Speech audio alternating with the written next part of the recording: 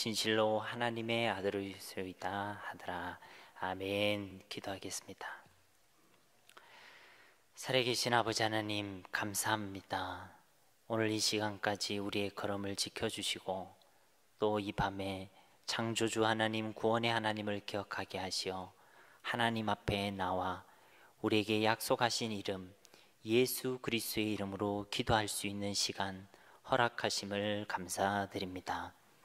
나를 간절히 찾는 자마다 나를 만날 것이라 약속하여 주셨사오니 오늘 이 밤 믿음으로 하나님 앞에 나아가는 주의 백성들이 살아계신 하나님을 만나며 살아계신 하나님을 경험하는 기적의 밤이 될 수 있도록 은혜를 베풀어 주시옵소서. 우리 귀한 하나님의 말씀 주심을 감사드립니다. 부족한 종의 입술을 성령 하나님께서 주관하여 주옵시고 하나님의 뜻이 우리 가운데 이루어지는 시간 되게 하시며 홀로 영광받아 주옵시고 우리에게도 큰 은혜와 위로와 응답의 시간이 될 수 있도록 이 시간을 주께서 다스려 주시옵소서. 주께 모든 것을 의탁드리며 예수님의 이름으로 간절히 기도드립니다. 아멘. 오늘 본문 말씀은 우리가 너무나도 잘 아는 말씀입니다. 오병이어 사건 뒤에 예수님께서 제자들을 먼저 보내셨고 그리고 그 제자들은 예수님의 보냄에 따라서 갈릴리 바다를 지날 때에 예상치 못하게 폭풍우를 만나게 됩니다. 죽음의 위협 가운데 그들이 불안해하며 무서워하고 있는 바로 그때에 그 바람과 파도를 뚫고 바다 위로 걸어오시는 주님이 등장하지요. 그리고 그들이 두려워하고 있는 그들에게 예수님께서 하시는 말씀이 바로 오늘 설교 제목이기도 한 세 단어입니다. 나다, 안심하라, 두려워하지 마라. 한번 따라해 볼까요? 나다, 안심하라, 두려워하지 말라. 우리도 이 땅을 살아가면서 틀림없이 우리가 원하지 않든 원하든 바람과 파도를 만나게 될 것입니다. 제가 자주 또 사용하는 말이기도 하죠. 오늘 이 제자들에게 하신 그 말씀, 나다, 안심하라, 두려워하지 마라.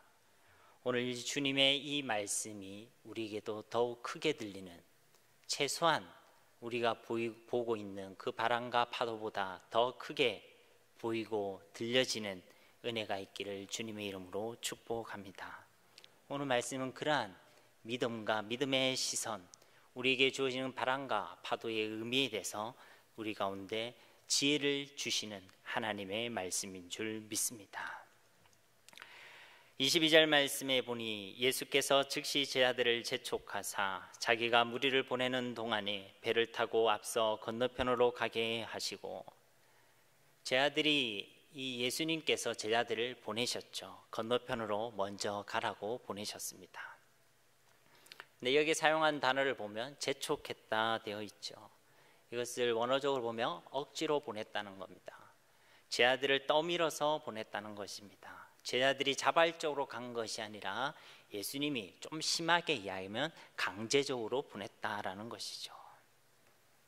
왜 그리 하셨겠습니까? 이 앞에 있던 사건이 앞서 말한 대로 오병이어 사건이 있었습니다.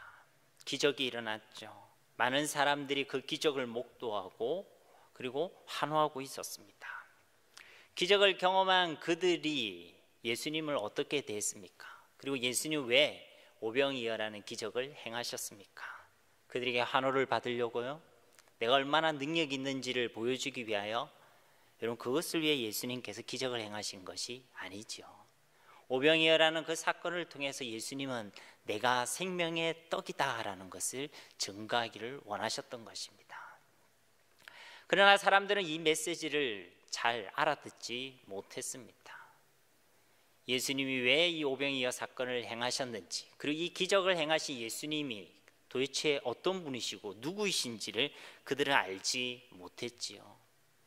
그래서 이 병행 본문이 요한복음 6장 15절에 보면 그들의 반응이 나옵니다. 그러므로 예수께서 그들이 와서 자기를 억지로 붙들어 임금으로 삼으려는 줄 아시고 다시 혼자 산으로 떠나가시니라. 사람들은 기적을 행한 그 예수님께 열광하며 그 예수님을 임금으로 삼으려고 했습니다. 왜 그리했을까요? 그들이 이 복음을, 메시아라는, 이 왕적인 이 메시아라는 것에 대해서 똑바로 알지 못했기 때문입니다. 복음을 똑바로 알지 못하고 복음에 대해서 오해하고 있었기 때문에 그들은 예수님을 왕으로 세우려고 했던 것입니다. 속국되어서 그들의 힘든 삶을, 그들의 고통받는 그 삶을 예수님께서 정치적으로, 군사적으로 해방시켜 주실 것이다. 그들이 이해했던 그 메시아의 상의 모습에 예수님을 끼워 맞추기 위하여 예수님을 그리 대했던 것입니다. 결국 예수님에 대한 이런 오해와 무지개가 예수님에 대한 반응을 올바르게 하지 못하는 길로 나아가게 했다는 것이죠. 우리 역시도 복음을 오해하고 예수님을 오해하면 예수님을 잘못 대할 수가 있습니다. 예수님 자체가 우리의 목적인데 예수님을 수단으로 아니면 방법으로 생각할 수가 있다라는 것이죠. 마치 예수님이 우리의 마음의 소원을 들어주는 요술램프 진이나 아니면 우리에게 돈과 번영을 가져다 주는 도깨비 방망이나 아니면 우리의 모든 병을 치료해 주는 만병통치약 정도로 예수님을 생각할 수 있다라는 것이죠. 이것이 함정이라는 것입니다. 이것은 명백히 틀린 것입니다. 예수님이 결코 우리의 수단이 될 수가 없는 것이죠. 복음이란 건 예수님 플러스 알파가 아니라 예수님 자체가 복음인 줄 믿습니다. 예수님이 목적입니다. 왜 그렇습니까? 예수님이 하나님이십니다. 금과 은 정도가 아니라 우리의 생명을 구원해 주시는 분이 바로 예수님인 줄 믿습니다. 그분은 우리의 구원자일 뿐만 아니라 우리를 심판하시는 심판주가 되시는 것입니다. 창조주 하나님과 관계가 온전히 회복되는 유일한 길, 유일한 진리, 유일한 생명이 바로 예수 그리스도인 줄 믿습니다. 우리는 그분을 통해서 하나님의 자녀가 될 수 있고 우리는 그분을 통해서 영원하신 하나님과 영원토록 함께 살아가는 영생의 복을 받아 누릴 수 있게 된 것입니다. 예수님은 그리스도이신 줄 믿습니다. 바로 이것이 복음인 것이죠. 많은 사람이 복음을 오해하니까 자꾸만 예수님을 수단과 방법으로 생각하는 것입니다. 우리는 정말로 예수님을 어떻게 알고 있습니까? 우리는 정말 예수님을 어떻게 믿고 있습니까? 그리고 우리는 예수님을 어떻게 대하고 있습니까? 23절 말씀에 보니 무리를 보내신 후에 기도하러 따로 산에 올라가시니 저물매 거기 혼자 계시더니 예수님이 무엇을 하셨죠? 기도하셨습니다. 사람들의 잘못된 반응을 보셨죠. 사람들의 무지함을 보았고 사람들의 연약함을 보았고 그들 마음속에 올바르지 않은 마음들이 있음을 보았습니다. 그때 예수님 무엇을 하셨다고요? 기도하셨습니다. 누군가의 연약함이 보일 때 기도할 수 있는 저와 여러분이 되기를 주님의 이름으로 축복합니다. 고난을 앞두고도 곤란함을 겪을 때도 위기 앞에서도 자신의 생명을 내어주는 그 순간까지 예수님은 먼저 기도하는 기도의 모범을 보여주신 것입니다. 우리에게 좋은 일도 있고 나쁜 일도 올 수 있습니다. 급한 일이 올 수도 있고 그렇지 않은 일이 올 수도 있습니다. 그러나 그 어떠한 일보다 우리는 먼저 하나님께 엎드려 기도해야 될 줄 믿습니다. 언제 우리가 주일 메시지를 통해 들었듯이 기도보다 앞서지 말아야 되는 것입니다. 우리가 어떤 것을 발빠르게 처리하고 훌륭한 성과와 업적을 남기는 그 무엇보다 우리가 그 일들을 선택하기에 앞서서 하나님 앞에 엎드리는 것, 그렇게 하나님이 우리의 주인이시고 왕이심을 인정하는 것, 그것을 하나님께서는 더욱 기뻐하시는 줄 믿습니다. 기도는 바로 하나님이 우리 주인이심을 인정하는 것이에요. 24절 말씀에 배가 이미 육지에서 수리나 떠나서 바람이 거스름으로 물결로 말미암아 고난을 당하더라. 배가 이미 육지로부터 한참 멀어졌습니다. 요한복음에 보면 이것을 약 한 10여리 떨어져 있다고 표현하죠. 아마 우리가 익숙한 단어인 단위 킬로미터로 환산한다면 약 한 4, 5km 정도 육지로부터 떨어진 지점입니다. 아마 갈릴리 바다의 정중앙쯤 위치한 곳이 되겠죠. 그곳에서 제 아들은 풍랑을 만났습니다. 여러분, 여기에 의구심이 들지 않습니까? 그들을 보내신 분은 다름 아닌 예수님이셨습니다. 그것도 자기들이 가겠다는 게 아니라 억지로 떠밀려서 재촉해서 그리고 강제적으로 예수님께서 그들을 보내셨습니다. 그런데 그들이 풍랑을 만났어요. 다른 게 아니라 예수님 말에 순종하고 갔는데 풍랑을 만났습니다. 우리가 예수님을 믿고 그 말씀에 순종하고 말씀을 따라 살아간다면, 그렇게 참고 견디고 기도하고 무릎 꿇으러 나아갔다면 우리 삶 가운데 그런 풍랑이 없어야 되지 않겠습니까? 근데 이들에게는 풍랑이 있었어요. 예수님 보내셨는데 그들이 감당할 수 없는, 그들의 생명을 위협하는 풍랑을 만나게 된 것입니다. 여러분, 우리가 예수님을 믿고 예수님을 따르는 삶에 바람이 없다라고 생각하지 마십시오. 우리가 이 땅을 살아가는 우리의 삶 가운데 틀림없이 바람과 파도가 있습니다. 기쁨도 있고요, 즐거움도 물론 있습니다. 그러나 때로는 우리가 감당치 못하는 일들이 다가옵니다. 우리를 찾아와요. 고난과 어려움도 분명히 있는 것입니다. 어쨌든 예수님께서는 이런 제자들을 그냥 두지 않으셨죠. 25절 말씀에 보니 밤 사경에 예수께서 바다 위로 걸어서 제자들에게 오시니, 로마 계산법에 의하면 이 밤 시간대를 4가지로 구분하고 있습니다. 그 중에 밤 사경이란 건 마지막에 해당되는 것이죠. 새벽 3시부터 6시까지 그 시간대를 이야기하는 것입니다. 그럼 예수님이 해질녘부터 기도하셨다 돼 있죠. 밤, 굳이 말하면 일경부터 기도하신 겁니다. 저녁 한 6시부터, 그리고 다음 날 새벽 3시에서 6시까지 기도하신 거예요. 오늘 우리가 무엇 때문에 왔죠? 금요 응답 기도회. 옛날에는 우리가 이 시간을 뭐라고 얘기했습니까? 철야 기도회. 오늘 철야하십니까? 집에 빨리 가셔야 되겠죠. 굳이 말하자면 예수님께서는 밤새도록 철야 기도를 하신 것입니다. 밤새 기도하셨어요.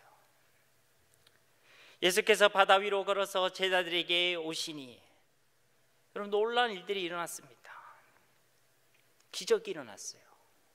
우리가 생각할 수 있는, 과학적으로 계산할 수 없는 일이 일어났습니다. 예수님이 물 위로, 바다 위로, 풍랑 가운데 걸어오신 것입니다. 여러분, 무엇이 눈에 확 들어옵니까? 예수님이 물 위로 걸으셨다는 사실이 여러분 눈에 확 들어옵니까? 그렇죠, 그건 기적입니다. 놀라운 일입니다. 하나님의 역사입니다. 그러나 우리가 잊지 말아야 될 사실이 있습니다. 바다 위로 걸어오신 이 사건은 단순히 놀라운 기적 하나를 보여주시기 위함이 아니란 것이죠. 그것이 다가 아니라는 것입니다. 나중에 더 자세히 나누겠지만 이것은 예수님께서 하나님의 아들이심을 증거하는 하나의 표징일 뿐이라는 것을 기억하시길 바랍니다. 예수님이 물 위로 걸으셨다는 그 사실보다 더 놀라운 것은 과연 예수님이 진짜 하나님의 아들 그리스도시구나, 이것이 우리가 봐야 될, 우리가 잊지 말아야 될 영적 사실인 줄 믿습니다. 그리고 기억할 것은 이 놀라운 하나님의 일들을 행하시기 전에 예수님도 밤새 기도하셨다는 것입니다. 우리도 하나님의 일을 한다 하면서 폼 잡고 살고 있지 않습니까? 저 역시도 목회자라고 목사라고 그렇게 폼 잡을 때가 있습니다. 하나님의 일을 우리는 물론 다 하고 있죠. 그런데 그 하나님의 일을 두고 밤새 기도해 보셨습니까? 그 하나님의 일을 두고 이것이 내가 하는 것이 아니라 하나님이 주인이심을 밤새 인정해 보셨습니까? 어쩔 때 우리는 기도보다 우리가 성급히 더 먼저 선택할 때가 많이 있습니다. 내가 경험해 봤으니까, 이것은 내가 익숙하니까, 이것은 내가 잘 아니까. 어쩔 때 우리 기도보다 우리의 마음과 생각이 먼저 움직여 버릴 때가 있습니다. 내가 기도하지 못했는데, 기도하지 않았는데 이미 내 마음은 그쪽에 가 있는 겁니다. 이미 내 생각은 생각의 흐름을 쫓아가고 있는 겁니다. 그렇게 기도보다 더 먼저 판단하고 결정할 때가 얼마나 많은지 모르겠습니다. 그러나 예수님은 먼저 기도하셨다는 것이죠.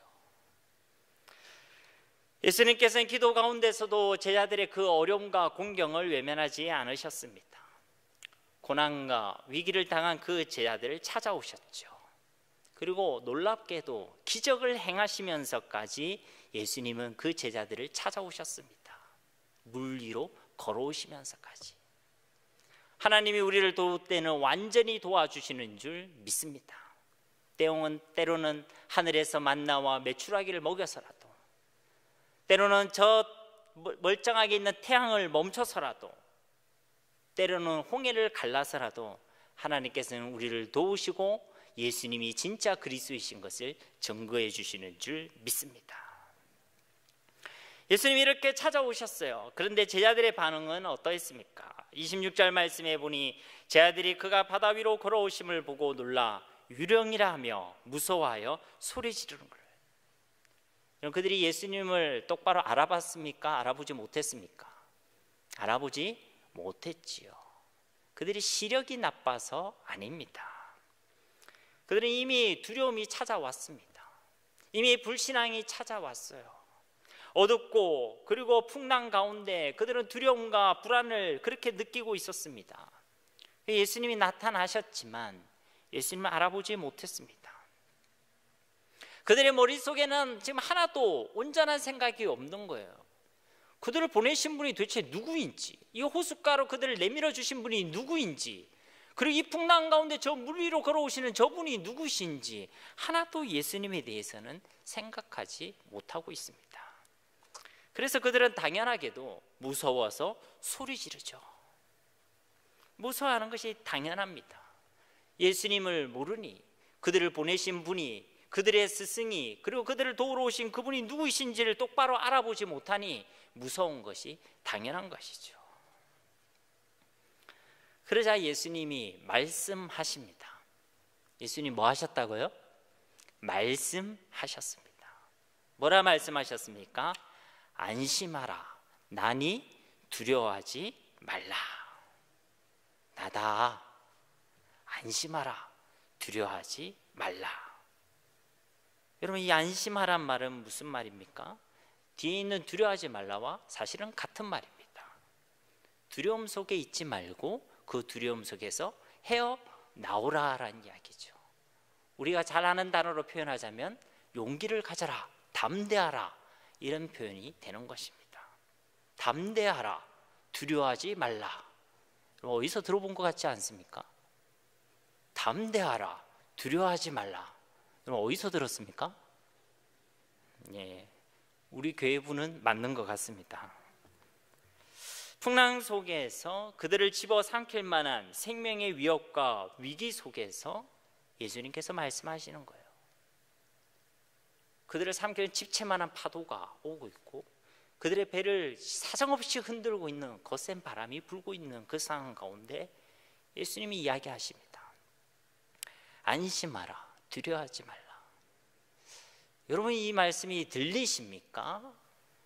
여러분도 여러분의 삶을 흔들고 있는 바람을 만날 때가 있잖아요. 여러분도 여러분이 감당하지 못할 그런 파도를 만날 때가 틀림없이 있지 않습니까? 그때 여러분 말씀을 딱 폈을 때 여러분 말씀은 뭐라고 이야기합니까? 틀림없이 이 소리를 들으셨을 거예요. 나다, 안심하라, 두려워하지 말라. 여러분, 이 소리가 여러분한테는 어떻게 들리셨습니까? 저는 제가 믿음이 없어서 그런지 그 소리가요, 어쩔 때 너무 답답하게 느껴질 때가 있었습니다. 부끄러운 이야기죠. 난 불안해 죽겠는데, 나는 막막해 죽겠는데, 그런데 하나님께서는 안심하라, 두려워하지 말라. 상황이 좋은 것도 아니고 내 눈앞에 내가 감당할 수 없는 일들이 참 있는데, 내가 해결할 수 없는 이런 상황들과 환경이 있는데, 이런 문제들이 있는데, 틀림없이 없는 게 아니라 있는데, 여러분, 그러나 이것을 누가 말씀하고 있죠? 하나님의 아들이신 그리스도 예수님께서 말씀하고 있는 것입니다. 우리가 어느 소리, 바람 소리, 바람과 파도의 소리를 더 크게 들을지, 아니면 예수님의 그 목소리를 더 크게 들을지, 그것은 하나님의 은혜인 줄 믿습니다. 예수님께서 안심하고 두려워하지 말라는 근거는 다름 아니라 간단하죠. 나니, 나다라고 이야기하시는 거예요. 우리가 잘 아는 헬라어 표현 아닙니까? 에고 에이미, 나는 나다. 요한복음에 수도 없이 나는 나다라고 하면서 예수님은 계속 자신이 그리스도 메시아임을 증거하고 계십니다. 여기서 말하는 에고 에이미는 바로 내가 그리스도, 내가 하나님의 아들, 내가 너를 구원할 자, 내가 창조주의 하나님이시며 우리의 심판주가 되시는 바로 그분이다라고 이야기하고 계시는 것이죠. 나다, 바로 나다. 예수님께서 자신을 소개하고 계신 것입니다. 그리고 제자들에게 이야기하는 것이죠. 내가 그리스도인 것을 네가 알아라. 정말 나를 알아보라 라고 말씀하고 있는 것입니다. 나니까 너 두려워할 필요가 없어 라고 이야기하시는 것이죠. 내가 그리스도니까, 내가 너와 함께 하니까 안심하라 라고 말씀하고 계시는 것입니다. 우리가 믿는 예수님은요, 이 땅에 훌륭하게 살다가 사라진 그런 예수님, 훌륭한 사람이 아닙니다. 우리가 믿는 예수님은 하나님이시고 그리스도가 되시는 우리의 구원자가 됨을 믿으시기를 바랍니다. 그분이 우리와 세상 끝날까지 함께 하시는 겁니다. 이것이 근거인 거죠. 그래서 우리에게 안심하라, 두려워하지 말라라고 말씀하고 계시는 것입니다. 28절과 29절 말씀, 베드로가 대답하여 이르되 주여 만일 주님이시거든 나를 명하사 물 위로 오라 하소서 하니 오라 하시니 베드로가 배에서 내려 물 위로 걸어서 예수께로 가되. 주여 만일 주님이시거든. 여러분, 이 베드로의 이 질문은요, 베드로가 예수님을 똑바로 못 알아봐서 하는 이야기가 아닙니다. 이걸 헬라어 문법적으로 딱 보면요, 베드로는 예수님이 누군지를 이제 아는 거예요. 그전에 몰라서 유령이라 말하는 사람 중에 한 사람이었는데, 예수님이 나니 두려워하지 말라, 그리고 안심하라 이 말씀을 들을 때에 이 베드로가 눈치를 챈 겁니다. 그래서 여기서 말하는 만일 주님이시거든, 이 말을 우리가 이해하기 쉽게 얘기하면 아, 과연 주님이시군요, 이렇게 우리가 이해할 수가 있는 것입니다. 긴가민가하는 그런 상황이 아니라 이제 예수님이 누구인지 예수님을 알아봤다는 것이죠.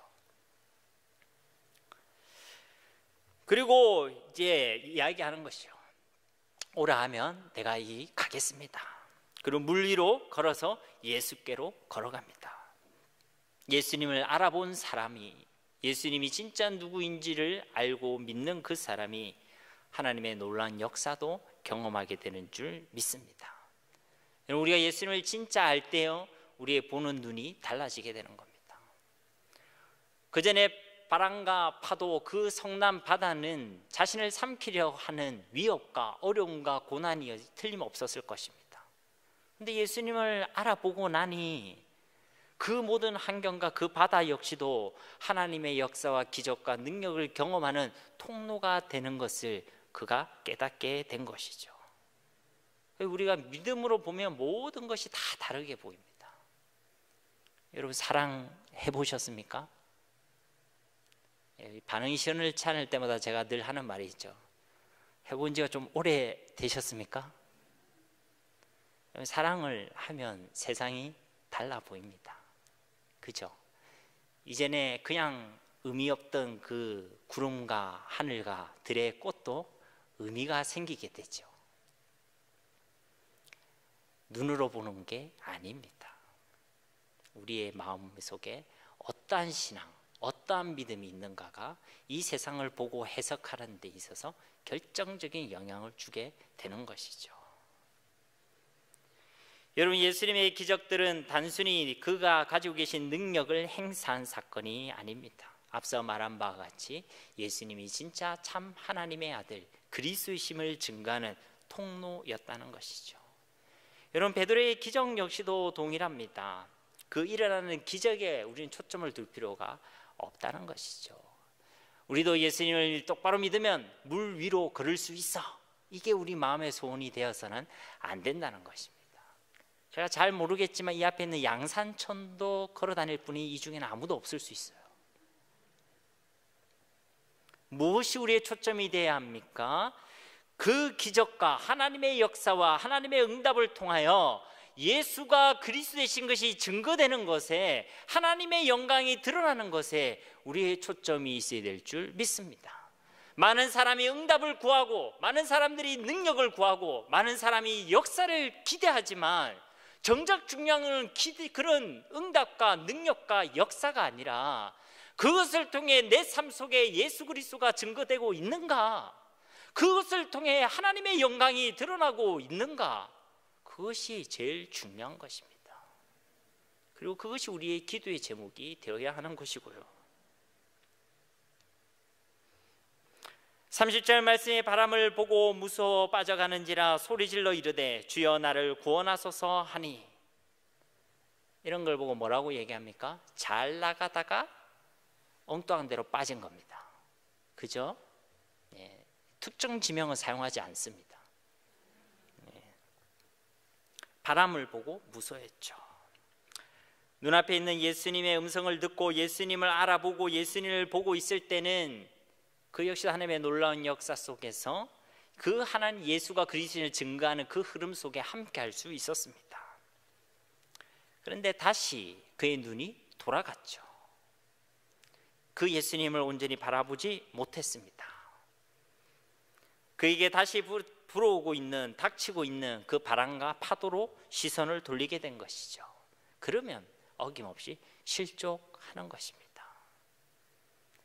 예수님 잘 믿다가도, 예배 잘 드리고 은혜 충만하다가도 그 예수님께 진짜 내 시선을 고정하지 못하고 진짜 예수님을 알고 진짜 예수님을 믿는 그 믿음 위에 서지 못하면 우리 눈에 자꾸만 다른 게 들어옵니다. 바람이 들어오고, 그리고 파도가 보이죠. 환경과 상황과 사람들이 보이기 시작합니다. 그러면 어김없이 실족하는 겁니다. 우리는 그렇게 대단한 사람들이 아니에요. 하나님의 은혜, 하나님의 도움, 주께서 그 믿음의 경고함 없이는 우리는 이 세상을 이길 수가 없습니다. 그거는 분명한 사실이에요. 그렇기 때문에 우리는 기도하는 겁니다. 하나님의 도움을 요청하는 겁니다. 어제도 오늘도 내일도 우리는 하나님의 은혜가 없이는 살아갈 수 없는 자임을 고백하는 것입니다. 여러분, 예전에 제가 요한계시록 담임 목사님 설교할 때 참 머릿속에 기억에 남는 말씀이 있습니다. 때가 악해질수록, 마지막 때가 다가올수록 신앙의 중간지대는 없어지고 있다. 신앙의 중간지대는 없다. 믿음에 있어서 중간이란 것은 없는 겁니다. 시대가 악해질수록 우리의 믿음은 더 분명하게 드러나는 것이죠. 진짜 빛나는 믿음을 고백하는 사람이 있는가 하면 실족하여 넘어져서 이제 배교하고 떠나는 사람이 생겨나게 되는 것입니다. 이제는 우리 다 같이 신앙생활하고 다 같이 믿음이 있는 줄 알았는데 막상 뚜껑을 열고 우리 가운데 불어지는 바람과 파도가 가해지니까 이제 우리의 믿음의 정체가 드러나는 것이죠. 여러분, 중간은 없습니다. 하나님은 결코 속지 않으세요. 우리끼리는 서로 속일 수 있습니다. 믿음이 있는 것처럼, 사랑이 있는 것처럼, 신앙생활을 잘 하는 것처럼 우리끼리는 속일 수 있어요. 절묘하게 속일 수 있습니다. 그러나 하나님은 속지 않으세요. 속일 수도 없습니다. 우리가 진짜 믿고 있는지, 믿지 않는지, 진짜 믿음으로 살아가고 있는지, 그리고 그렇지 못한지. 우리는 이 땅을 살아가는 동안 수많은 선택을 하며 살아가지요. 바람과 파도는 끊임없이 우리에게 다가오고 있고, 그때 우리는 무엇을 선택하게 됩니다. 우리는 무엇을 선택하며 살아가고 있습니까? 믿음을 선택하고 있습니까? 불신앙을 선택하고 있습니까? 오늘 사건은 바로 이런 믿음의 이야기입니다. 우리와 함께 계신 예수님, 우리를 불러주신 예수님, 우리를 보내주신 그 예수님이 진짜 누구인지, 우리가 정말 그분을 알고 있는가, 그리고 그분을 그리스도로 믿고 있는가에 대한 믿음의 이야기라는 것입니다. 단순히 예수님을 똑바로 믿으면 물리도 걸을 수 있다는 기적의 이야기가 아니란 것이죠. 기적이 목적이 아닙니다. 오히려 그 반대입니다. 우리가 예수님을 믿는다면 우리가 생각지도 못한 기적을 통해서라도 우리의 삶을 통해 예수 그리스도가 증거된다는 놀라운 메시지인 줄 믿습니다. 기적이 아니라 예수님이 증거되는 것이 목적이고 이것이 진짜 복이라는 것입니다. 그럼 우리가 이 시간 이 말씀을 통해 점검해야 될 것은 무엇이겠습니까? 내 삶 가운데는 기적이 일어나고 있는가? 이것을 점검해야 되겠습니까? 아닙니다. 내 삶 가운데 하나님의 능력이 나타나고 있습니까? 이거 아닙니다. 그럼 우리는 무엇을 점검해야 되겠습니까? 진짜 내 삶 가운데 예수 그리스도가 증거되고 있는가? 오늘 보면 사건처럼 모두가 아니라고, 그렇게 될 수 없다고 하는 그 상황 가운데서 내 삶에서는 기적을 통해서라도 예수가 그리스도의 힘이 증거되고 있는가? 그만큼 나는 예수님을 확실히 믿고 있는가? 그만큼 그 예수님을 알고 있는가? 바로 우리는 이것을 점검해야 될 줄 믿습니다. 예수님께서 안타까워하시는 것이 바로 이것이죠. 베드로가 기적을 더 경험하지 못한 것을 안타까워하는 것이 아닙니다. 야, 네가 조금만 더 믿었으면 이 바다 위를 완전 뛰어다녔을 건데, 그거 아닙니다. 예수님의 목적은 단순히 기적을 경험하게 하는 것이 아니라 그 기적을 통해서 제자들에게 하신 말씀, 바로 나다라는 것을 증거하기를 원하시는 것입니다. 아마도 예수님이 이 베드로가 조금만 더 예수를 믿고 끝까지 신뢰하였다면 그를 통해 더 힘있게 예수님이 하나님의 아들이심이 증거되었을 것입니다. 이런 안타까움은 우리를 향해서도 동일하겠죠.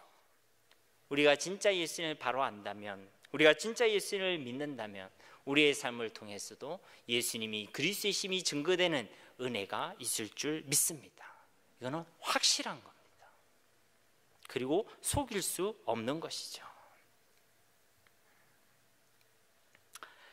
31절 말씀에 예수께서 즉시 손을 내밀어 그를 붙잡으시며 이르시되 믿음이 작은 자여 왜 의심하였느냐 하시고, 믿음이 작은 자여 왜 의심하였느냐? 베드로에게 믿음이 있다는 겁니까? 없다는 겁니까?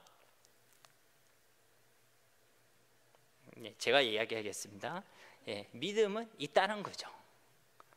그죠? 근데 믿음이 있는데 작은 자여라고 이야기합니다. 근데 이거 오해하지 말아야 될 것은, 이건 믿음의 양을 이야기하는 것이 아닙니다. 신앙생활은 믿음의 양을 채우는 게 아니에요. 앞서 말한 것이 신앙의 중간지대는 없습니다. 믿든지 안 믿든지.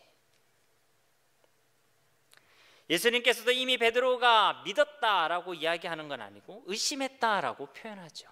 믿음이 작다 이야기하면서 또 의심했다라고 이야기합니다. 굳이 말하자면 이것은 믿음의 양에 대한 문제가 아니라 믿음의 질에 대한 이야기입니다.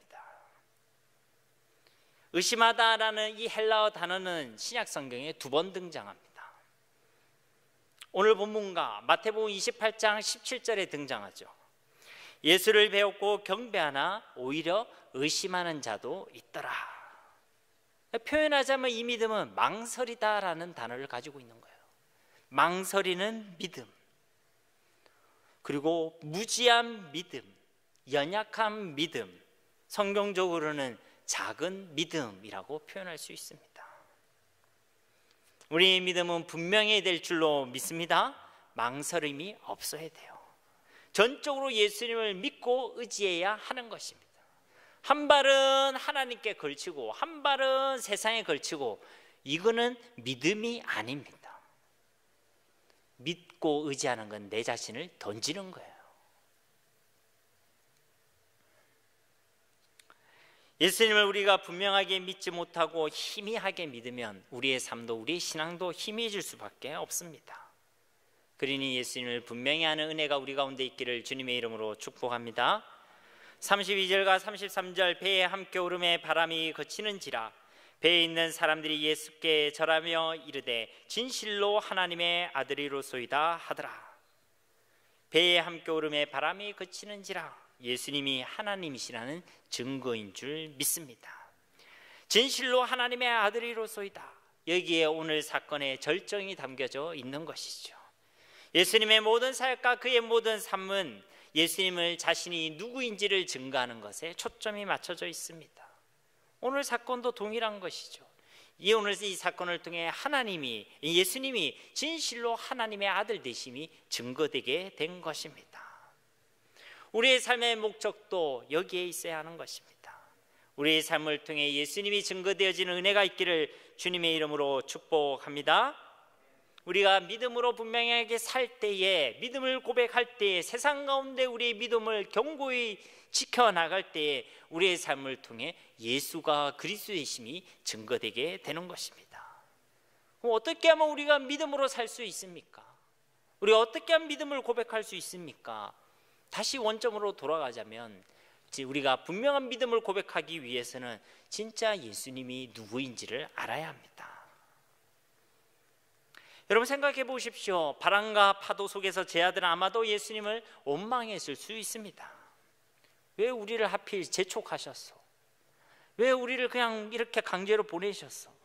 그냥 가만히 있었으며 오병이의 기절 경험한 저들이 환호하며 열광하며 예수님을 임금으로 삼고 어쩌면 우리도 배부르고 편안하게 지낼 수 있었을 텐데, 아니면 우리가 좀 이 물을 건너더라도 좀 물때를 좀 알아보고 풍랑주의보는 없는지, 기상악화는 없는지, 좀 더 튼튼한 배는 없는지 좀 알아보고 그렇게 출항했더라면 하는 여러 가지 생각들이 들지 않았겠습니까? 마치 모든 문제와 환난을 경험하는 우리가 그 속에 수많은 생각들을 하듯이, 수많은 걱정과 고민과 또 우리의 생각과 마음을 계속 반복하듯이 아마 제 아들도 동일했을 것입니다. 그리고 무서웠겠죠. 눈앞이 캄캄하고 두려웠을 것입니다. 근데 그들이 이런 모든 모습을 볼 때에 분명한 하나는 이들이 예수님을 잘 몰랐다는 것이죠. 그래서 그들은 더욱 무서워할 수밖에 없었습니다. 우리도 바람과 파도는 만나잖아요. 그런데 그때에 우리가 만약 이 예수님을 모른다면, 예수님을 정말로 똑바로 알지 못한다면 우리 역시도 동일하게 무서워하며 두려움 가운데 있을 수밖에 없었을 것입니다. 여러분 생각해 보십시오. 이 땅에 우리를 보내신 분은 하나님이십니다. 우연히 우리가 이 땅에 태어난 거 아닙니다. 이 땅을 살아가게 하신 분 누구시죠? 우리 하나님이십니다. 우리의 과거를 주신 분, 우리의 현재를 알고 계신 분, 우리의 미래를 계획하고 계신 분 누구십니까? 우리 하나님이십니다. 우리의 삶 가운데, 우리의 여정 가운데 풍랑이 있을 것을 우리 하나님께서 모르셨겠습니까? 우리의 삶 가운데 우리가 감당치 못할 어려움과 힘듦이 있을 것을 우리 하나님이 모르셨겠습니까? 그거 모르고 우리를 이 땅에 살아가게 하셨겠습니까? 그렇지 않습니다. 우리를 보내신 분, 이 땅의 모든 바람과 파도조차도 완전히 다스리시고 통치하시는 분, 다름 아니라 우리 하나님이신 줄 믿습니다. 그분 우리 저 멀리 계신 것이 아니라 우리와 임마누엘 함께 계심을 믿습니다. 그분은 우리의 어려움과 위기 가운데 우리를 외면하시는 분이 아니십니다. 우리는 그분을 포기하고 그분을 떠날 수 있겠지만 그분은 우리를 포기하지 않으십니다. 우리를 찾아오시고 끝까지 사랑해 주시는 분, 우리를 위해 끊임없이 말할 수 없는 탄식으로 기도해 주시고 우리의 마음의 문을 두드려 주시는 분이 바로 우리 하나님이신 줄 믿습니다. 우리에게 동일하게 말씀하시는 거예요. 나다, 안심하라, 두려워하지 말라. 우리는 그분의 목소리를 듣고 있습니까? 그분을 바로 알아보고 있고 바로 알고 있습니까? 그분을 똑바로 보고 있습니까? 만약 우리도 지금 우리가 겪고 있는 바람과 파도에 매몰되어져서 도무지 주님의 소리가 들리지 않고 주님이 보이지 않고 주님을 알아보지 못한다면 우리는 여전히 두려움과 불안 가운데 살아갈 수밖에 없을 것입니다. 왜 우리를 살아가게 하셔서, 왜 우리를 이 땅에 보내주셔서, 왜 우리로 이런 일을 맡기셔서, 왜 나를 이렇게 만드셔서 그런 원망과 불평과 두려움을 끊임없이 쏟아내겠죠. 예수님을 증거하고 예수님을 나타내는 전혀 상관없는 그런 삶을 살아가게 될 것입니다. 그런데 오늘 말씀을 자세히 보면 희망과 소망이 보이죠. 이런 베드로의 모습을 보십시오. 그는 조금이지만 무리를 깃는 기적을 경험했습니다. 어떻게 그가 물리를 걷게 됐습니까? 그가 예수님의 말씀을 들었지요. 유령이다 하면서 불신하고 알아보지 못했던 그가 예수님의 말씀을 들었습니다. 나다, 안심하라, 두려워하지 말라. 그에게 변화가 일어났습니다. 예수님이 보이기 시작했죠. 예수님을 알아보게 되었습니다. 예수님에 대한 믿음이 일어났던 것입니다. 여러분, 위기 가운데 우리가 하나님의 말씀을 들어야 될 이유가 바로 여기에 있는 것이죠. 그냥 말씀이 아니라 나다라는 예수님을 증거하는 복음의 말씀을 들어야 될 이유가 바로 여기에 있는 것입니다. 로마서 10장 17절 말씀에도 그러므로 믿음은 들음에서 나며 들음은 그리스도의 말씀으로 말미암았느니라. 믿음은 들음에서 나는데 이 무엇을 듣느냐? 그리스도의 말씀. 우리가 복음의 말씀을 들을 때에 우리 가운데 믿음이 생겨나고 믿음이 성장하고 믿음으로 고백하는 삶을 살아가게 될 줄로 믿습니다. 비록 표현하자면 겨자씨만한 그 조그만 믿음이었지만 베드로는 그 믿음을 통해 하나님의 기적을 경험했습니다. 그리고 그가 경험한 그 기적이 오늘날까지 우리가 살아가는 현대에 이르기까지 예수님이 어떤 분이신지를 증거하는 통로가 되었음을 우리는 기억해야 하는 것입니다. 물론 베드로는 다시 물에 빠졌습니다. 그의 믿음은 온전치 못했지요. 그러나 온전치 못한 믿음이라도 우리가 조금만 예수님을 알고 조금만 예수님을 믿어도, 진실하게 믿어도 우리 삶 가운데 그런 하나님의 놀라운 능력이 나타난다는 것을 우리가 볼 수가 있는 것입니다. 이것이 우리에게 주는 소망이고 기도의 제목이라는 것이죠. 그리고 온전치 못한 베드로의 모습 속에서도 우리가 발견할 수 있는 소망과 은혜가 있습니다. 바람을 보고 무서워 빠져가는지라 소리질러 이르되 주여 나를 구원하소서 하니 예수께서 즉시 손을 내밀어 그를 붙잡으시며 이르시되 믿음이 작은 자여 왜 의심하였느냐 하시고, 빠져가는 가운데도 그는 고백하죠. 주여 나를 구원하소서. 물에 빠지는 동안에도 예수님이 구원이심을 알고 예수님께 구원을 요청하고 있습니다. 그리고 예수님의 모습은 어떻습니까? 그의 모습에 실망하고 그를 내던지고 그를 버리고 그리고 그를 포기했습니까? 아니죠. 그에게 다가와서 손을 내밀어 주셨습니다. 그를 꼭 붙잡아 주셨고 32절 말씀에 의하면 그를 버려두지 아니하시고 그와 함께 배에 오르셨습니다. 이건 얼마나 감사한 일입니까? 얼마나 위로가 되는 말씀입니까? 그래 우리는 걱정할 필요가 없는 거예요. 두려워할 필요가 없습니다. 하나님은 우리의 연약함마저도 잘 알고 계시는 분, 그것을 채울지 아니하시고 능히 도와주시는 긍휼의 하나님이심을 믿습니다. 우리가 바람과 파도에 온전한 믿음과 믿음을 고백하지 못한다 할지라도 하나님 우리를 포기하지 않으실 것입니다. 말씀을 맺도록 하겠습니다. 이 땅에 우리를 보내시고 이 땅을 살아가게 하신 분은 다름 아니라 바로 우리 하나님이십니다. 우리의 어제를 허락하신 분, 우리의 오늘을 주장하신 분, 그리고 우리의 내일을 계획하신 분도 다름 아니라 우리의 하나님이신 줄 믿습니다.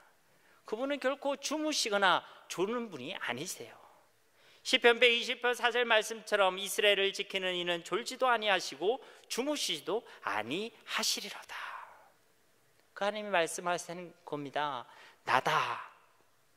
여러분, 이 주님의 음성을 들으시길 바랍니다. 그분이 바람과 파도 속에서도 어찌할 바를 모르고 두려워하고 있는, 불안해하고 있는 우리에게 분명하게 말씀하십니다. 나다, 바로 나다, 나야. 우리도 애들한테 이야기하지 않습니까? 야, 아빠야, 아빠가 있잖아. 야, 엄마가 있어. 우리에게 하나님이 계십니다. 예수님이 계세요. 여러분 속에 있는 예수님 아무런 능력이 없는 분이 아닙니다. 그분 그리스도세요. 하나님의 아들이십니다. 예수님 분명히 이야기하시는 거예요. 풍랑소가 파도 속에서 이야기합니다. 이 땅을 창조하신 이가 바로 나다. 이 땅을 다스리시고 통치하시는 이가 바로 나다. 지금도 우리를 구원하시고 기뻐하시고 한없는 사랑, 끝없는 사랑으로 우리를 사랑하시는 이가 바로 나다. 지금도 우리와 함께 계시고 우리를 알고 계시며 지금도 우리를 위해 친히 강구하시는 이가 바로 나다. 지금도 우리의 눈물과 아픔을 알고 계시고 지금도 우리를 위로하시고 지금도 우리의 마음을 두드리시고 우리와 함께 더불어 살아가기를 원하시는 분이 바로 나다. 여러분, 그 주님의 음성 듣기를 주님의 이름으로 축복합니다. 어떠한 풍랑 속에서 이 주님의 음성을 듣고 그리고 주님을 똑바로 알아보며 진짜 주님을 알고 주님을 믿는 그 믿음으로 우리가 감당할 수 있는 풍랑 속에서도 하나님을 이 기적을 경험하며 그리고 우리를 통해 예수가 그리스도심이 증거되어지는 그런 은혜와 축복이 있기를 주 예수님의 이름으로 간절히 축원드립니다. 우리 이 시간 말씀을 기억하시면서 합심으로 함께 기도하기를 소망합니다. 함께 기도하겠습니다. 살아계신 아버지 하나님, 감사합니다. 우리를 너무나도 사랑하시는 주님, 오늘도 우리에게 하나님의 음성 들을 수 있는 귀한 시간 주심을 감사드립니다. 우리 역시도 똑바로 보지 못하여, 또 똑바로 알지 못하여, 똑바로 믿지 못하여 하나님, 우리에게 다가오는 여러 가지 바람과 파도 속에서 낙심하며 실망하며 넘어지며 실족하고 또 때로는 하나님을 향해 얼마나 많은 원망과 불평의 돌을 던졌는지 모르겠습니다. 주님, 우리의 연약함을 주님 불쌍히 여겨주시고 하나님, 우리를 찾아오시고 포기치 아니하시는 그 하나님의 사랑을 기억하게 하시며 여전히 우리에게 오셔서 바로 나임을 증거하시고 또 안심하라 두려워하지 말라라고 말씀하신 그 주님의 음성을 들을 수 있는 우리 모두가 되어지기를 원합니다. 하나님의 귀한 말씀을 통해 우리 가운데 믿음이 회복되어지고 또 그 믿음을 고백함으로 세상을 이겨내는 하나님의 사람들이 되기를 원합니다. 우리 가운데 하나님의 놀라운 역사와 기적의 역사가 경험되어지고 또 그 모든 일을 통하여 예수가 그리스도이심이 증거되어지는 은혜와 복이 있기를 간절히 소망합니다. 오늘 이 믿음을 결단하며 이 믿음을 소원하고 하나님 예수 그리스도를 더욱더 알기를 하나님께 간절히 기도하는 주의 백성들에게 하나님 약속하신 은혜와 복을 허락하여 주시옵소서. 우리의 삶을 통해 주가 그리스도이심이 증거되어짐이 하나님 경험되어지게 하여 주시옵소서.